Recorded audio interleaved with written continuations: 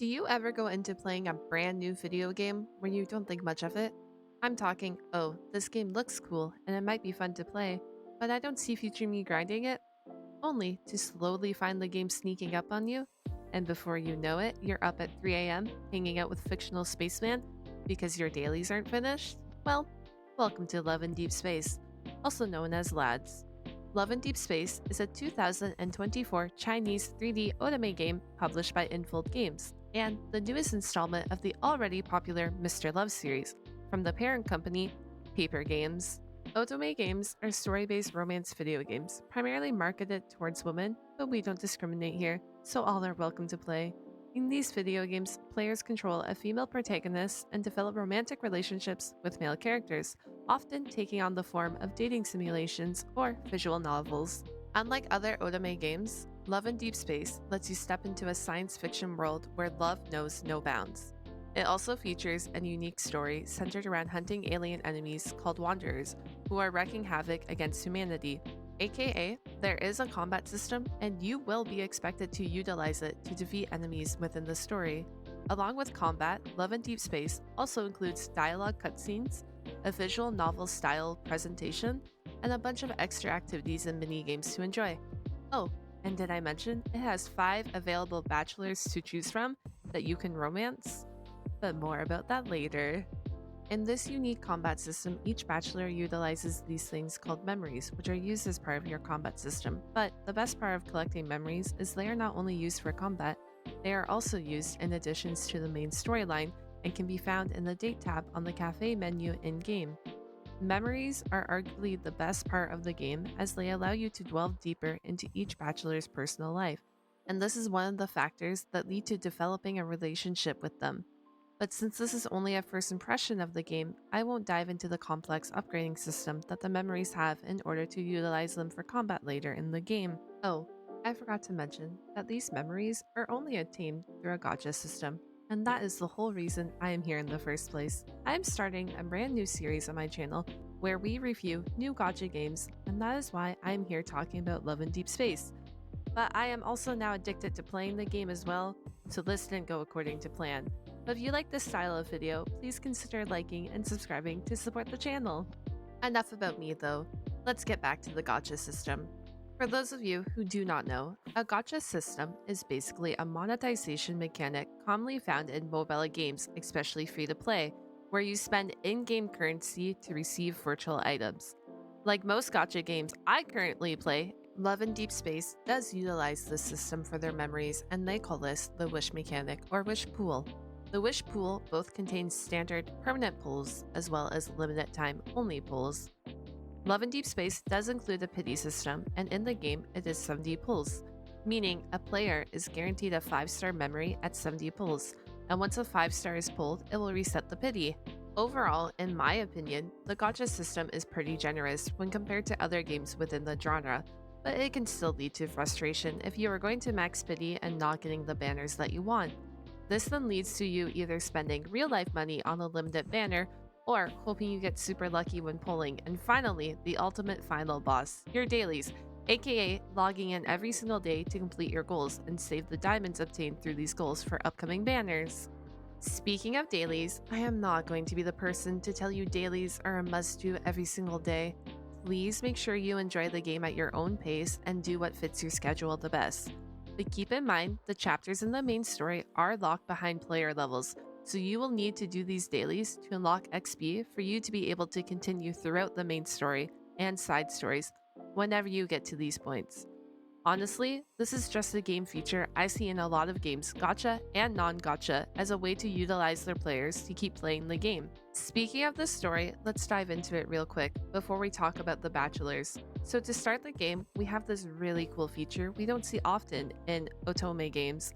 You will be greeted with a face customization where you can create your own unique character representing you, which is often not a thing seen in many of these games. After this, you will dive right into the story, which surprisingly is really well done. I don't want to talk much about the plot and storylines because I don't personally want to be the reason the game is spoiled for you if you decide to play.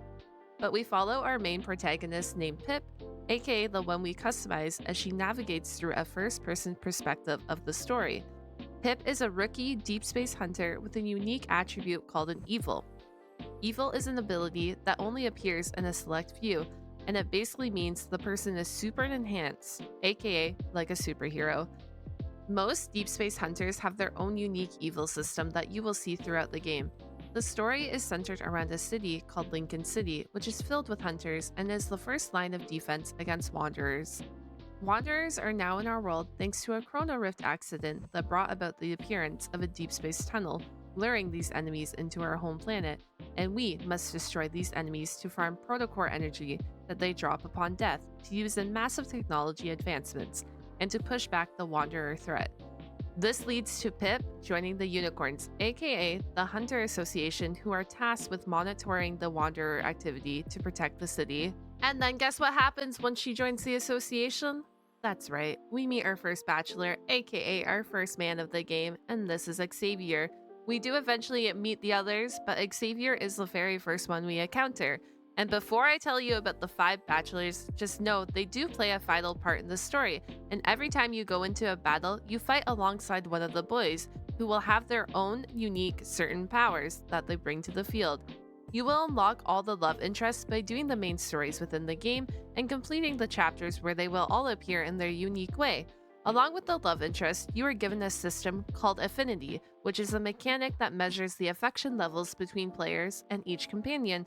In order to progress your relationship with the love interest, you have to raise your affinity level with them to unlock special interactions, titles, etc. Back to the juicy part though. We have 5 love interests: Xavier, Sane, Raphael, Silas, and the most recent Caleb. As mentioned before, I will not tell you where and how and why you meet them in this story. This is for you to discover, for you to go play the game. I do not want to be the one to spoil it and ruin it for you if you want to experience it and immerse yourself for the first time. This is only my first impression / mini review of the game. But I would like to give you some very basic general information regarding the 5 companions to tempt you into playing the game. First up, we have Xavier, who upon introduction gives off a secretive, mysterious vibe. Xavier is a fellow hunter in the Unicorn Association, meaning we get to work alongside him often and battle wanderers together. Next is Sane, our beloved icy cardiac surgeon. We will often always find him at the hospital, and he is known for his calm demeanor, especially towards patients. After breaking the ice with him, he will start to show his passionate side and will be ready to warm your heart. Following Sane, we have Raphael, which I think is a fan favorite character among the players.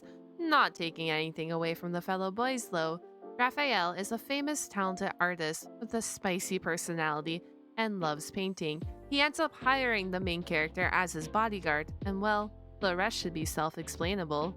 Our first addition to the game was Silas, which added even more depth and excitement to the game due to being the leader of a mysterious criminal organization.